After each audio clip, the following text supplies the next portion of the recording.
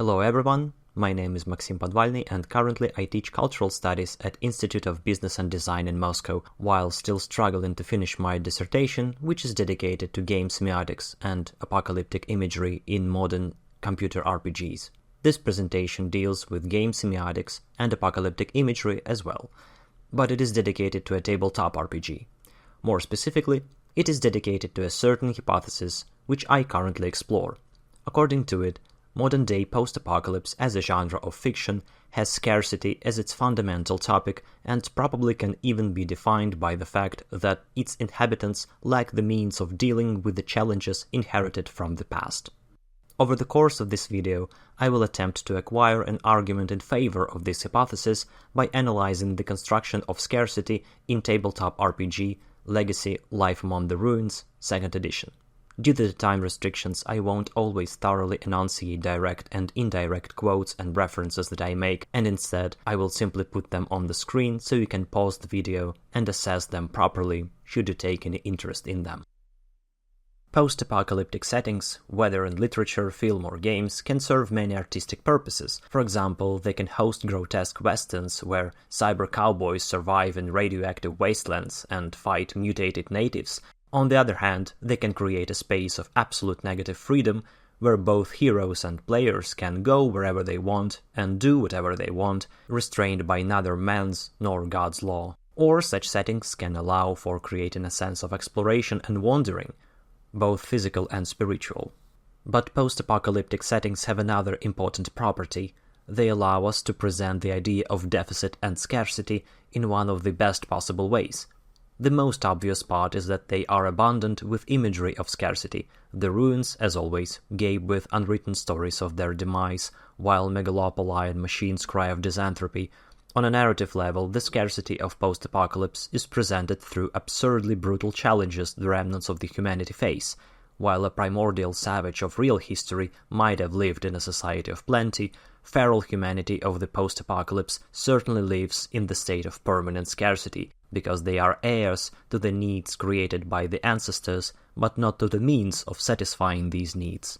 For example, the characters of John Wyndham's The Day of the Triffids inherited the artificially created man-eating monsters, but not the means to fight them. Characters of the Fallout series inherited a radioactive environment and monsters which they cannot normally deal with. Characters of many other works of post-apocalyptic fiction inherited devastating weapons and other high-tech devices of mass destruction or enslavement, but not the democratic institutions and proper ethics to keep those devices in check. As you can see, our notion of scarcity is kind of complicated because a post-apocalyptic society might lack not only tangible resources as fresh water or gasoline or power infrastructure, but also such abstract things as democracy or faith or social justice.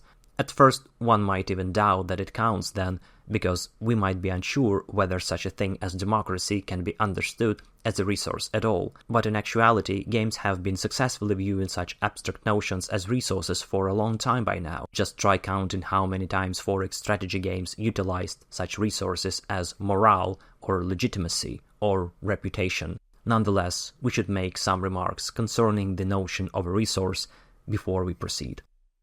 First, let's acknowledge the fact that resources in games are present at least in two forms, as semantic units and as gauges.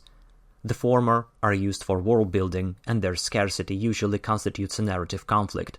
For example, we might be told that the war our protagonist participates in is about land or oil deposits. It seems that many games, as well as other media, tend to trivialize the very idea of violent confrontation about resources. For example, in the book Representing Conflict in Games, conflicts for resources are mentioned tens of times, and some chapters give detailed accounts of how games sanitize the image of such conflicts by the use of creative wording or simply by elliptic clauses, which omit such pesky details as looting or labor exploitation. This topic, of course, deserves a detailed investigation of its own, but here I just wanted to know that post-apocalyptic works of fiction, at least in my experience, do not sanitize conflicts for resources, and instead willfully and thoroughly demonstrate the dirty and overall uncomfortable side of lacking something, or of acquiring that something by force. Resources as gauges are used to track our parameters such as health points, mana, willpower points, blood points, you name it. Although it is not that simple either, let's look at the parameters we have in many tabletop RPGs. On the one hand, we have such resources as bullets or arrows or mana. These simply determine how many times I can attack. That is, their connection with other parameters as well as their translation into the narrative of our session is rather simplistic. Having 4 arrows in a D&D game means that I can tell my co-players and dungeon master that I shoot 4 times, after which I will have to stop shooting and come up with a different call. On the other hand, having 4 humanity in Vampire the Masquerade means something completely different.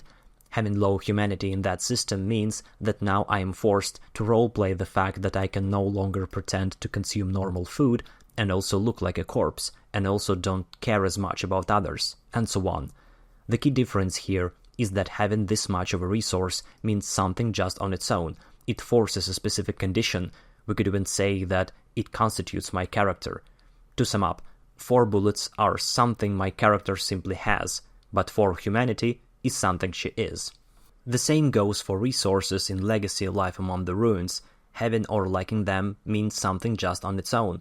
This tabletop RPG has deficiencies or needs in in-game terms and surpluses of various resources, both material like weapons and abstract like morale, as core narrative mechanical devices. This game is interesting in that it straightforwardly makes scarcity its main topic.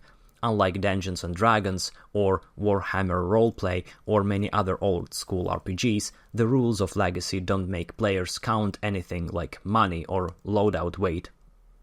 Instead, they tell whether we get a surplus or a deficit of something and prompt us how to act upon it. As a result, the gameplay largely revolves around role-playing the state of being in need of something and trying to make up for the lack. In order to find out what Legacy has to say about scarcity, we'll have to analyze syntactic, semantic, and pragmatic aspects of resources as they appear in the game. Over the years, I encountered many views on the 3 dimensions of semiosis. I cannot go into a lengthy discussion of them all, but let's just say that most of them agree on the role of syntactics while disputing the domains of semantics and pragmatics to the point of eliminating one of them completely. The model I've been using in my work so far includes all 3 dimensions, but it doesn't correspond 100% to any particular model which can be found in the books written by the great old ones. However, I might say that it is mostly in line with that of Charles William Morris, as it is described in his Foundations of the Theory of Science. My only significant point of divergence with Morris's model lies within the pragmatic dimension, because of his over-insistence on the biological aspect of the interpreter and under-emphasizing of the social aspects, although they are fleetingly mentioned here and there. Thus, his model must have been augmented with the concepts developed by the later theorists, more specifically those who relied on the Althusserian idea of interpolation, which, loosely speaking, means calling subjects into existence. Althusser, of course, wrote about the ideological apparatus of the state and how it produces subjects by proposing them a definite and stable place within a certain symbolic order, but there was nothing to stop this idea from spreading to other fields which deal with symbolic orders as well, such as gender studies or, indeed, semiotics. It is interesting that similar ideas appeared even earlier among the literary theorists. For example, Walker Gibson famously proposed the concept of a mock reader, which stands for a place within a symbolic order a certain work of literature suggests to take. So, just like ads or social hierarchies, works of fiction compel us to assume a certain position within a certain symbolic order, and then our interpretation of signs will heavily depend on who we think we are. According to Morris, semiosis is a mediated taking account of, and thus simple understanding of what has been said or done is not enough. Proper participation in semiosis presupposes modification of one's thoughts and actions, according to both what has been communicated and the position one has within the symbolic order. Let's imagine a theater. An actor says hello. Both a viewer and another actor fully understand the syntactics and semantics of what has been just said, but they take these signs into account differently and thus act differently.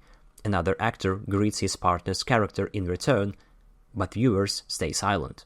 Why? Because of their respective places within the symbolic order. Now imagine a game of chess. The Black Knight takes the White Queen. One player is happy about it, while the other isn't. Does it mean that one of them understands the rules of the game and the other misinterprets what's happening? Of course not. It just means that the two players have very different relations with the White Queen. One player sees the White Queen as something good, desirable, and hers. The other player sees the White Queen as something bad, hostile, a problem to deal with. First, a quick overview. Legacy is a tabletop RPG based on the Powered by the Apocalypse engine, and it is entirely dedicated to simulating survival in a post-apocalyptic setting.